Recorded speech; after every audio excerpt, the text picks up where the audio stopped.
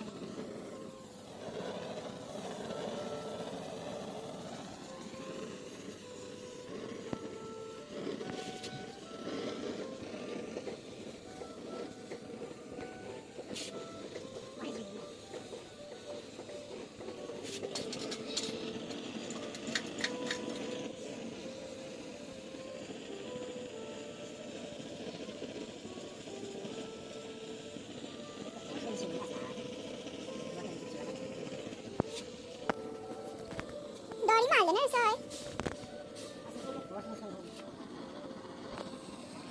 छमिएको भए